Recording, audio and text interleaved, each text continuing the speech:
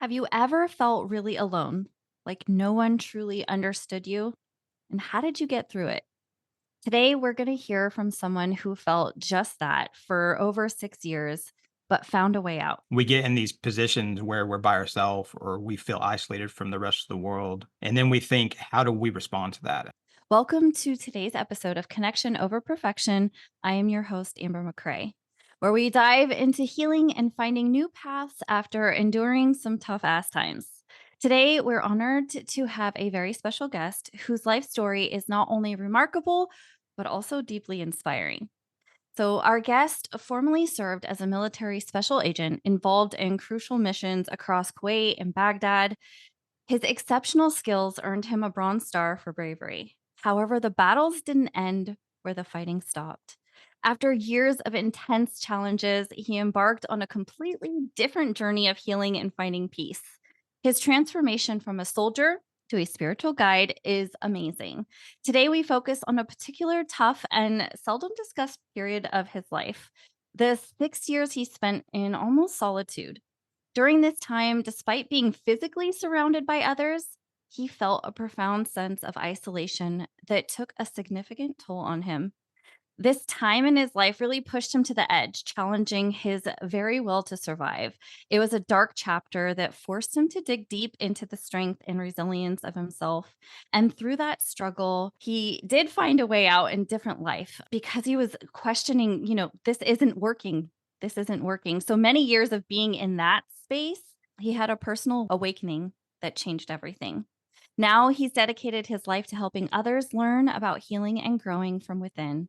Let's prepare to learn how embracing our toughest challenges and the loneliest moments can lead to unexpected paths of healing. Please join me in welcoming this amazing warrior, John Lawyer. Thank you for being here. How are you? I'm good, Amber. Thank you so much for having me on your show. I really appreciate the message that you put out into the world. Yeah, I appreciate people like yourself who are willing to be vulnerable. And I just have to say, especially men. I know so many men who experience extreme loneliness. It's just never really talked about. Yeah, I know. I totally agree. I think there's something to be said about, that balance of the universe and trying to get in touch with that other side, the divine feminine, I guess, maybe. Yeah, definitely. I mean, we hadn't really talked about that, but that sparks a whole new like area in what we're talking about. I think like you're saying, in today's society, masculine really is lacking the balance of that divine feminine, which is more, would you say, tapping in and honoring those emotions, acknowledging them instead of just shoving them deep down or trying to make them go away because that doesn't really work, but we think it does. I agree with all that. And I think it's about approaching life with a little bit of softness and being able to say that's okay. It's not being soft in the conventional sense. It's approaching life in this way that makes it more rich, more meaningful, and easier, I think. That's huge. Coming from a soldier, coming from your background, I can only imagine the sense of that softness being related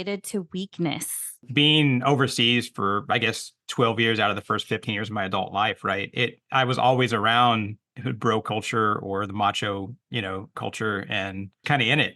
I think that, one thing I told myself before I went to basic training, like way back when, I said, don't lose yourself. I'd always had a little bit of softness to me and been in touch with that a little bit. And I said, don't lose who you are. And I didn't. I was able to hold some of that with me as I was going through all those years overseas in various places. I love what you said is that not trying to lose myself, hold on to that small piece that you know very well could be ripped away from you, which is, I mean, really, honestly, the goal of what they do in basic training is to It's rip true. that part away from you.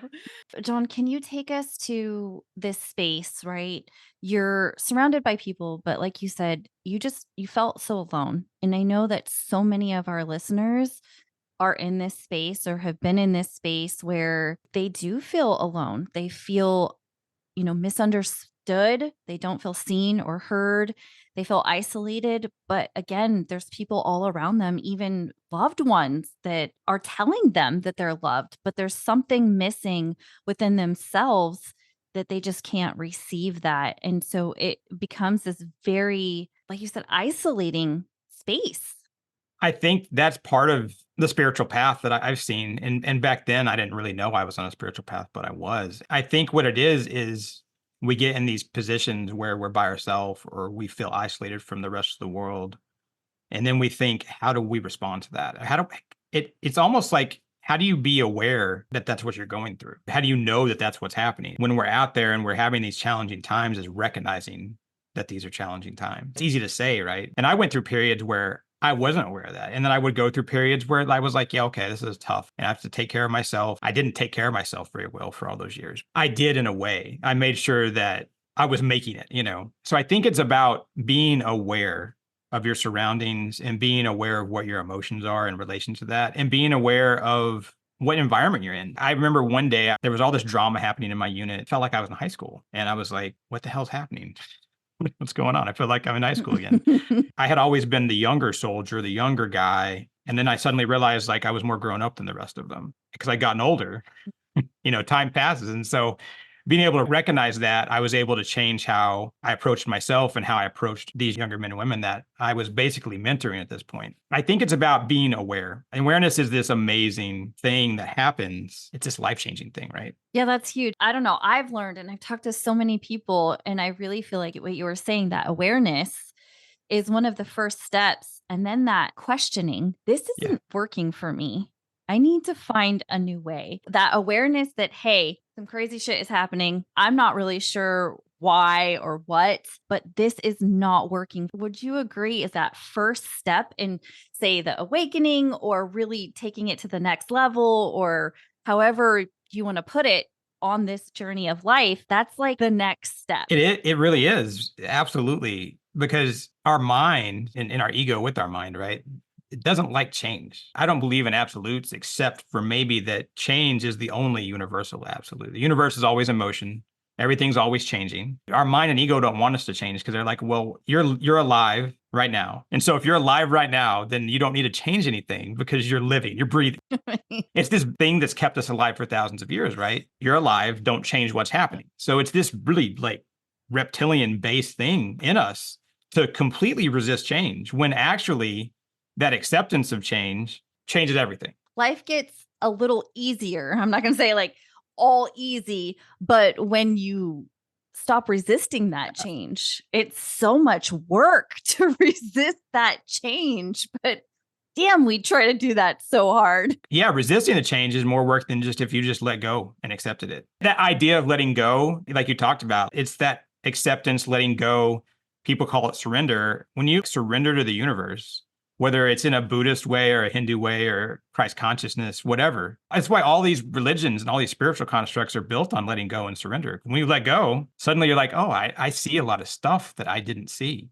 I noticed a lot of things that I didn't notice because I was spending, like you said, so much time trying to not change. Yeah. And would you agree, when you surrender or let go, that doesn't mean that the pain goes away It's true. completely? I think that it can lessen over time. There are some things that can still be triggering that when they come up, they just need to be honored Yes. and let go. Personally, I don't believe in one and done forgiveness or letting go. I think it's a continuum, Yeah. right? I think some things are easier depending on the depth of the pain. For me, it's a continuous, okay, I'm good. Oh, wait, that touched a really raw spot. So, yeah, of course it would fucking hurt. I'm going to honor it and then I'm going to release it again. Like, I'm going to let it go. But I don't think it's, I'll never feel this, especially with really big pain or trauma. No, I love this conversation. That's so important. There's all these spiritual teachings and these spiritual teachers out there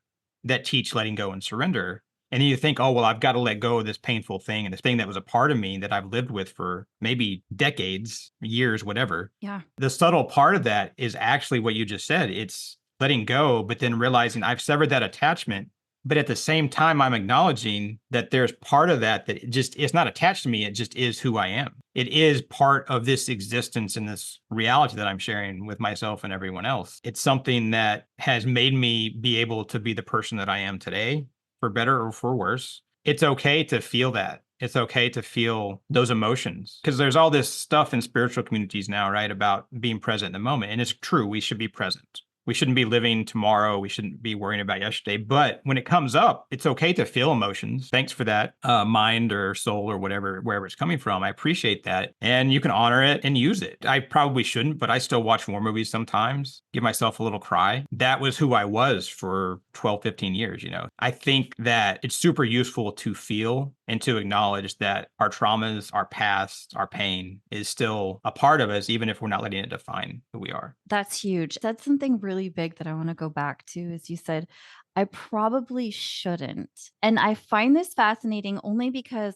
I'm personally experienced something very similar. It's a betrayal of a friend. And so I purposely like look at pictures and I'm like bawling. And some people are like, why are you purposely doing that? That doesn't seem healthy. It's something I've had to process. And I think that what I'm doing is allowing myself to feel and bringing it up so that I can work through it instead of pretending like it doesn't exist and just shoving it away, because I think that that default can come so easy. For me, maybe like this reminder that, hey, it's important that you feel.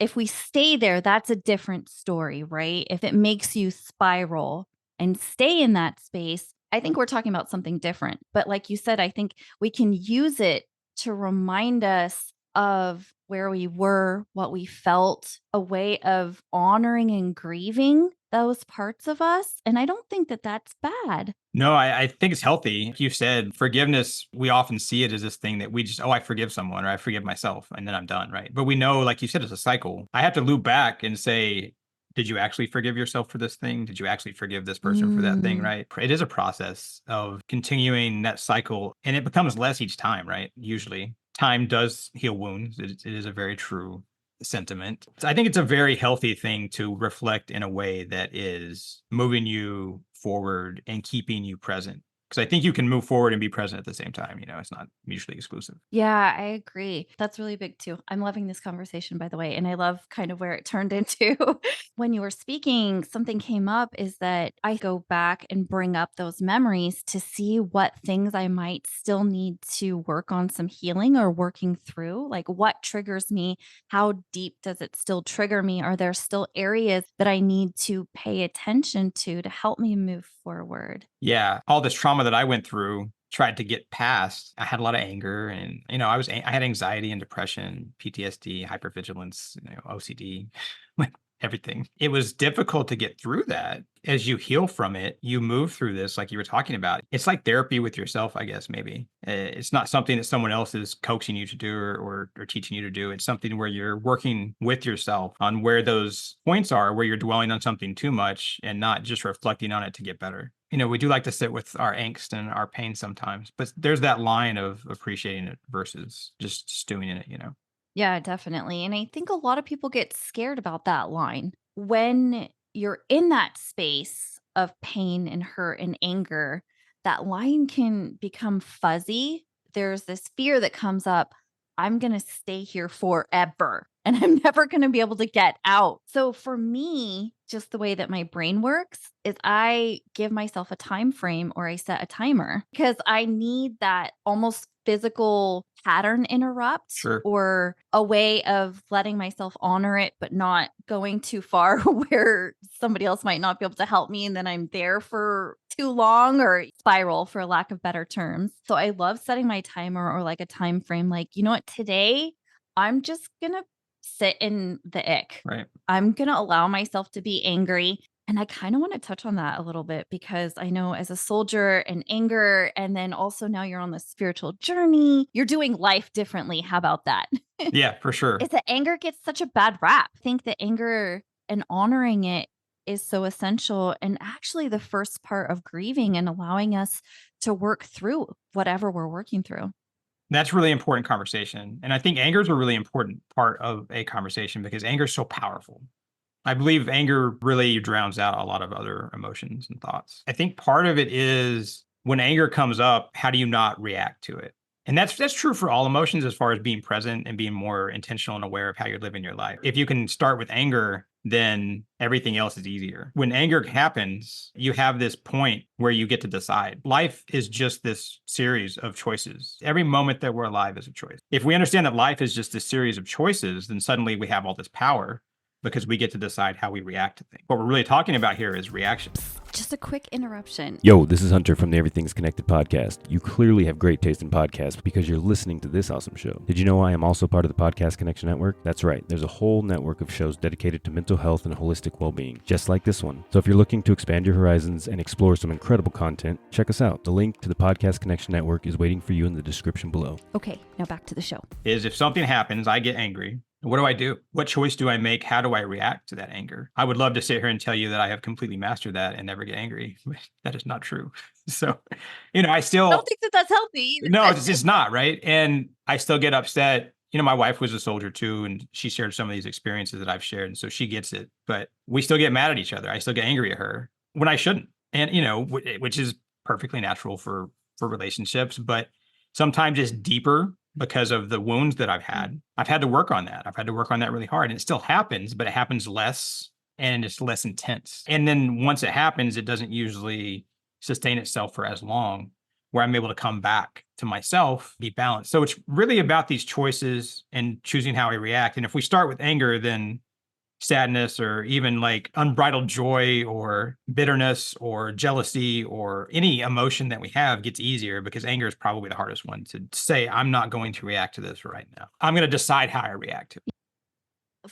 For me, there's a difference between reacting versus responding, right? Like reacting is that blowing up and breaking shit and hurting people and yourself and all of these things, right? So Yes, for me, that's like absolutely. reacting in an unhealthy way.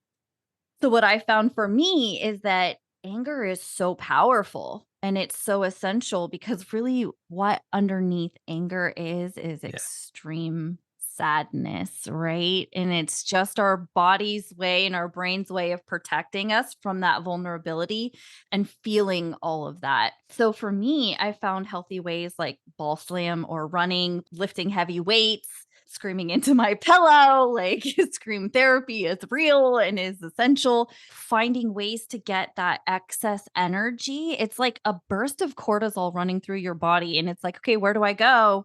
So often we just try to suppress that. Okay, I can't blow up. I can't break things. So I just can't do anything, instead of finding another way to let that energy out. That not only plays a huge effect on our body physically, but mentally and emotionally. For me, that's underrated. I mean, I think we're more aware of it now in the 21st century, but the physiological toll of stress and mental strain and emotions. I mean, obviously we're more aware of that now than we have been in the past. Even today, we truly don't appreciate the devastating effect that it has on our body. I had to go to the ER a couple of times, 2 or 3 times, about 5 or 6 years ago, because I had this extreme pain in my, like, right in my solar plex. I went there and like they gave me liquid lidocaine to drink, got rid of the pain.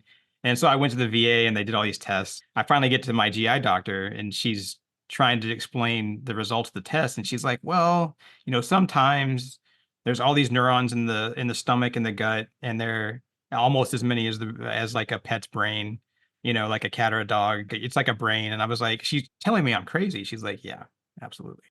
You're all, well, I didn't need this. Yeah, exactly. test Exactly. to I didn't tell need me a test to No, tell I'm me just that. But kidding. she was basically saying that I'd gone to the ER and my blood pressure had been like 200 over, whatever the other number was. It was super high, almost stroke level. There was this massive pain. It was all mental. It was all emotions. That's why I think it's so important for people like you and me to have this conversation and for people to see it and hear it, because we devastate our bodies. And you shouldn't have to wait until you're in the ER with stroke level blood pressure, or have a heart attack, or have your significant other leave you, or whatever major life event has to happen for you to bottom out.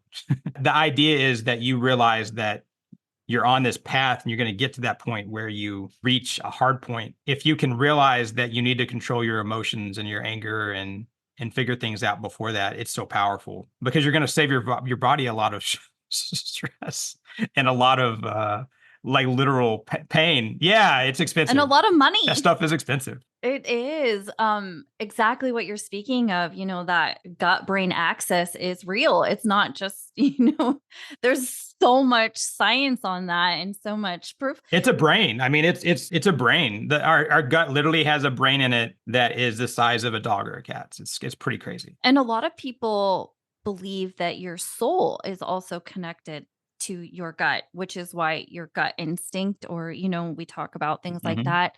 Our gut plays such a huge role in everything that happens to us, our emotions.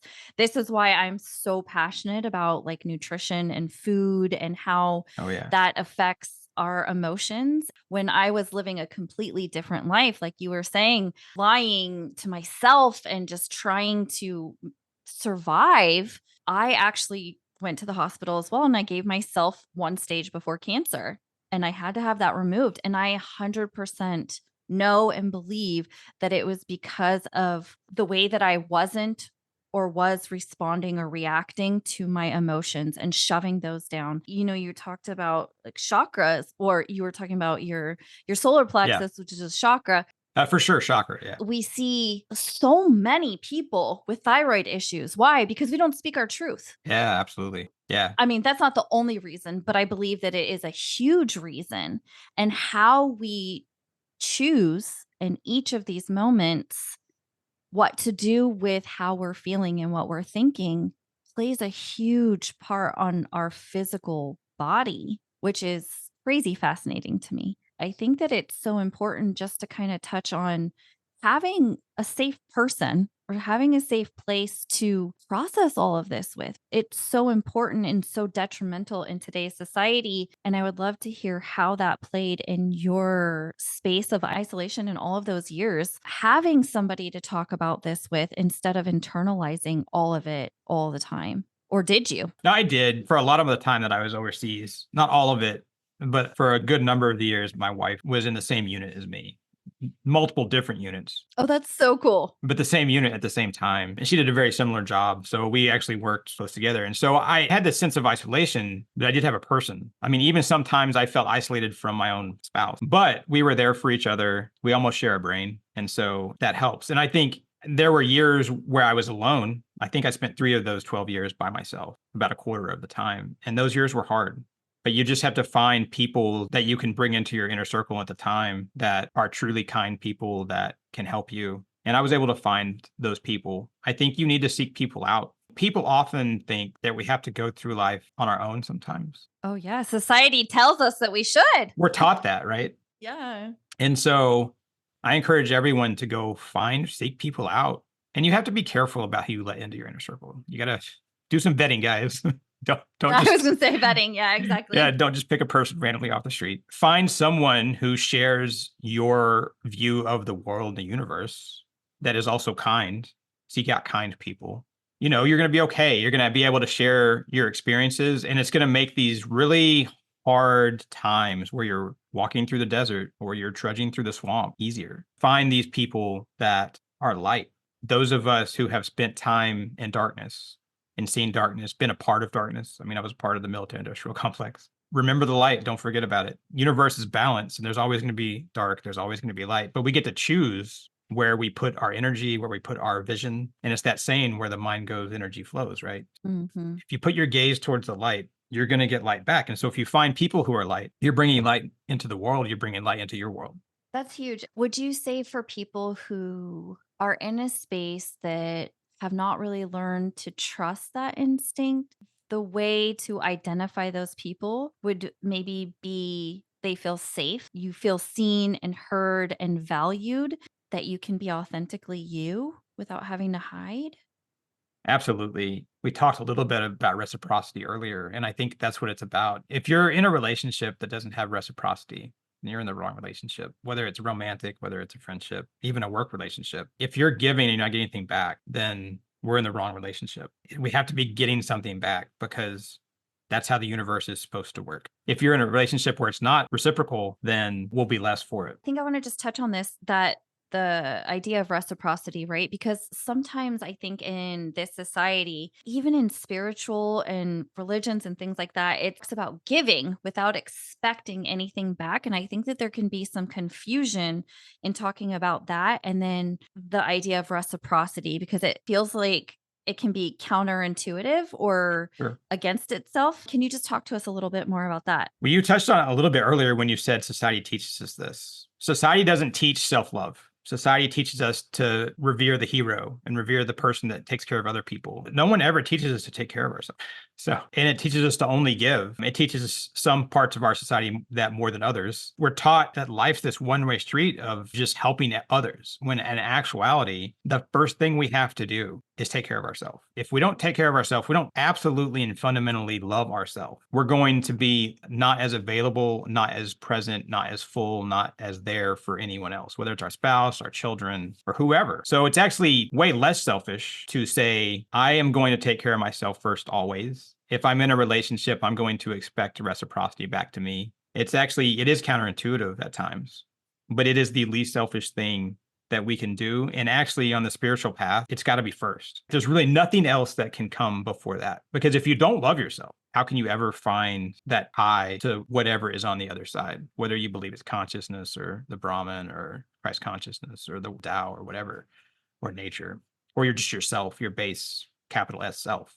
You're never going to get there Yeah. if you don't love yourself. I agree. And you talked about the way that society tells us to sacrifice ourselves Right. to please everybody else, like this martyr Yeah. instead of coexistence. Really, it kind of is a little bit crazy. Stay with me. Is that actually being a martyr is very selfish in a way that you're trying to protect yourself from either feeling pain or Yeah. hurt or disappointment or rejection, people pleasing to the extreme, in my opinion, which people think is selfless. But I actually think it's opposite. It's actually you are only thinking of yourself because if other people are not okay, then you can't be okay. Does that make sense? That makes complete sense. And I think that's a great thing that you just said. And people should really take that to heart, because that's the subtle part of it that people don't talk about. That why does society teach this? Because it's easy. Because thinking of other people, like you just said, it's easier than looking within. Because when you love yourself, when you look inside of you, there's a lot that can happen there. There's a lot of vulnerability and Yeah. uncomfortability in that. Yeah, there's a lot of stuff. No, you hit the nail on the head with that. That's where people should really think about it, is loving yourself. You think, oh, well, that's easy. I love myself. Do you? Have you looked inside, like giving yourself love? Do you think you're beautiful? Do you like the sound of your own voice? Are you the main character of your own story? People talk about main character syndrome as this bad thing these days, right? And I understand the memes about it, but actually be the main character. If you're not the main character in your own story, we are not living right. You're not having fun, for one. Right? Exactly. And life should be fun. 100%. There's a lot of tough shit, but we can also make it fun. We can.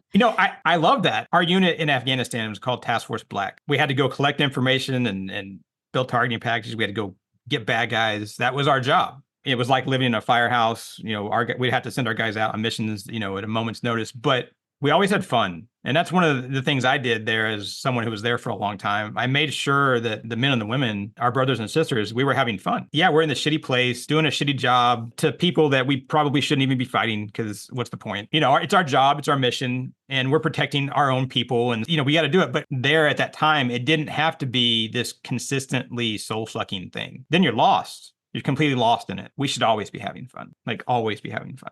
Yeah, I love that. Again, all these things are so counterintuitive to what either society says or the should be's or all of that, right? When I was starting my journey and like that awakening, and like this, whatever I'm doing isn't working. I found this lady and her name was Fly Lady. And she was like, when we make it fun, it will get done. And that shit stuck with me. If we make it fun, it will get done.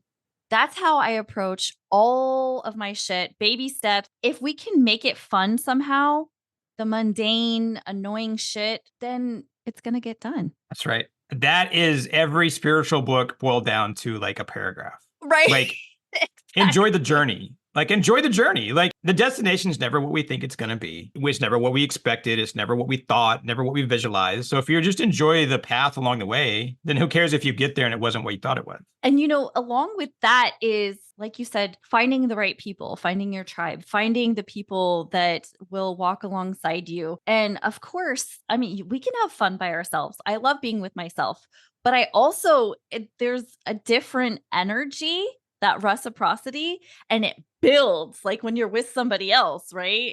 It's amazing. So there's so much power in finding your people. Yeah, absolutely. And in the 21st century, how can we not find our people? I mean, we have a supercomputer in our pocket, right? So we can find our people. John, you were talking about love and self-love. I just want to touch on this really fast. That word is so convoluted, love Sure. and self-love. And like, what the fuck does that even mean? Especially people who've been through extreme trauma with maybe people that were supposed to keep them safe, that were supposed to teach them what love feels and looks like. And so that can be so confusing for so many people. In your opinion, what does self-love mean for you? That's a deep question. I'll give an example. When I was a kid, my favorite quote was, "Life is too important to be taken seriously." I didn't care about school, really. I didn't take life too seriously. I lived that way. And there was a part of me that was kind of anxious and uptight, but I was more laid back. And then I went to the army, spent all these years overseas, and I got really uptight.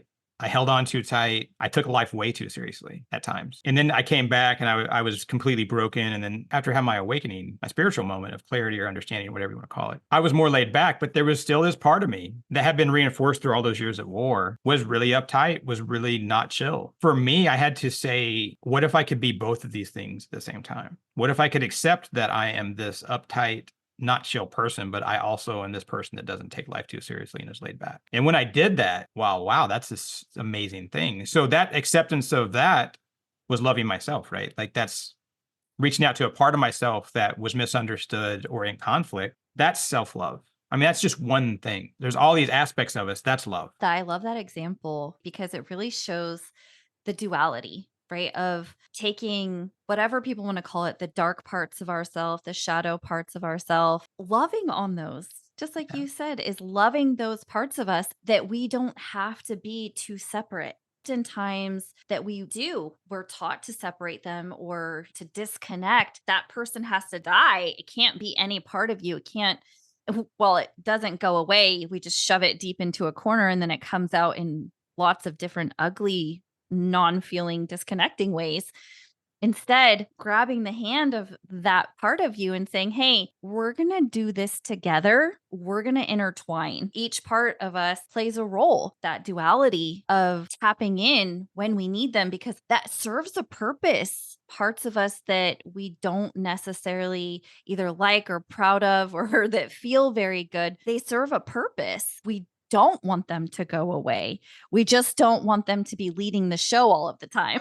Yeah. As humans, we tend to gravitate towards yes and no, right or wrong, black or white. Black or white. Yeah, all the things, right? When in actuality, we are ourselves. We're not light or dark. We're the balance. We're the middle way. That's the Tao, like the yin and the yang. You're that line between the light and the dark, right? So when you come to understand that you're the balance, suddenly you're realizing that all this stuff that people have told you that someone always has to be right or wrong. Well, no, you could both be right. It's not light or dark. It's just gray. I used to tell the kids in Afghanistan when they would come in and they would be like, we can't do that. I'd be like, we can absolutely do this. And they'd be like, you're kind of dark. And I was like, no, I build my house in the gray. Well, I'm not light or dark. Once you do that, it's this freeing thing mentally. It's this freeing thing spiritually. It's practical. Just think about your job when you think, how do I find a way to get this done? How do I find a way to yes? If I just listen to all these other people, it has to be this way or that way. But when you find the middle way, suddenly you're finding solutions to problems that you didn't even know you could solve. I mean, you just touched on something huge, like solving world problems right here. We wouldn't be at war if we could just sit in the duality. You know what I mean? Right. We're programmed to disconnect, to be separate, one or the other. Right. That's for another podcast.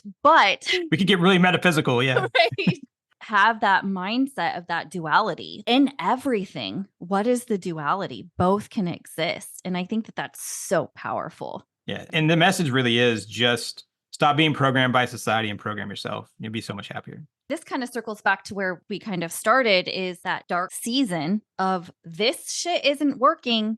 is necessary to break you out of that black or white thinking. Yeah. Almost everybody who gets to this point has gone through something, some stuff. Yeah, some deep shit. Yeah. Yeah. Yeah, exactly. No, I fully Yeah. agree. I fully agree. John, this has been amazing. Thank you so much. And I know that you help people walk through exactly a lot of the stuff that we're talking about. Please, can you share with the listeners where they can find you and kind of what you do and what you offer? Sure. Along with the two women that are my wife and a good friend of ours from Afghanistan, we run a nonprofit online spiritual community. It's got a monthly membership. People can go to kishar.org. That's KISHAR.org and check it out.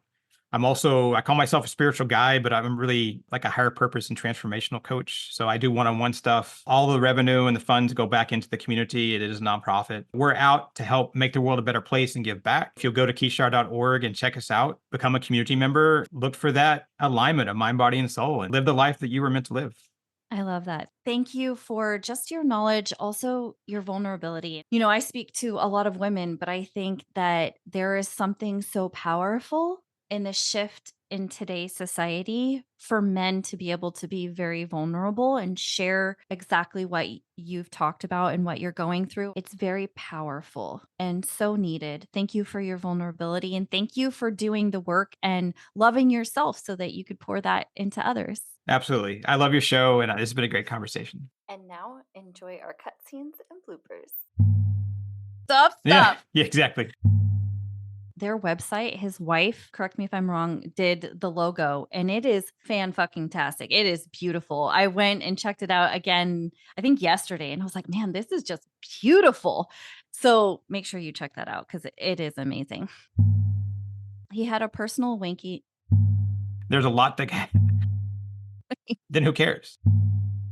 Surrounded by people, feeling that. How did that affect you in being that you kept that piece of you, say that softness or just that?